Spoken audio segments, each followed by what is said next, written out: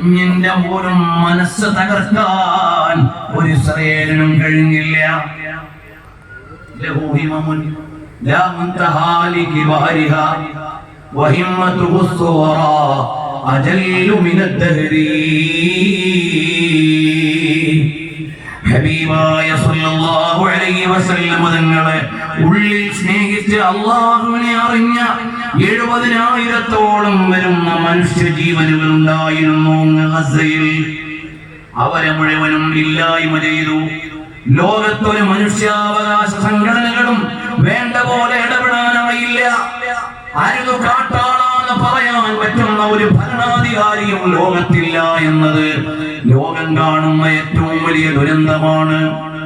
മാസങ്ങളായി നല്ലൊരു ഭക്ഷണം കിട്ടിയിട്ട് ഏതോ ഒരു ചാരിറ്റി സംഘടന കൊണ്ടുവന്ന ബ്രെഡ് വാങ്ങാൻ അവരുടെ വാഹനത്തിന് മുമ്പിൽ കൈനീട്ടി നിൽക്കുമ്പോൾ അവിടെയും ബോംബ് വർഷം നടത്തിയിട്ട് കുലുങ്ങി ചിരിച്ച ഭരണാധികാരികളുള്ളപ്പോൾ അരുത് കാട്ടാളാ, കുരുന്നുകളെ കൊല്ലരുതെന്ന് പറയാൻ ആർജവമുള്ള ഒരു ഭരണാധികാരിയും ഇന്ന് ലോകത്തില്ല.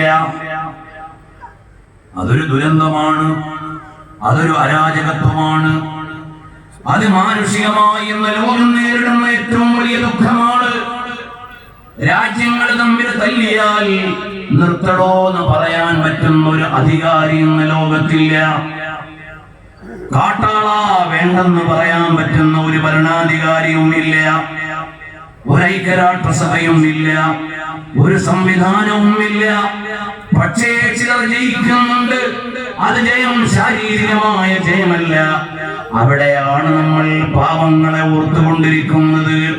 അരിഷ്ടതയുടെ, കഷ്ടതയുടെ, ദുരിതങ്ങളുടെ, ചോരച്ചാലുകളുടെ, ആയുധ വർഷങ്ങളുടെ, ബോംബ് മഴകളുടെ നടുവിൽ കിടന്നുകൊണ്ട് ലാ ഇലാഹ ഇല്ലല്ലാഹ് എന്ന് ഉറക്കെ വിളിച്ച് പറയുന്ന ഖുദ്സിന്റെ മക്കളെ സലാം.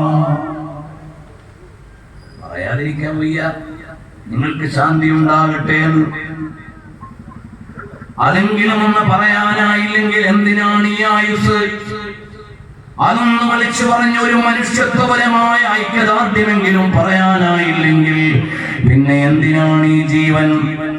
ഇരിക്കട്ടെ, ഹബീബ് സല്ലല്ലാഹു അലൈഹി വസല്ലം തങ്ങൾ ആ ഗുഹയുടെ ഉള്ളിൽ ഇരിക്കുമ്പോൾ ശത്രുക്കൾ നാലുപാടും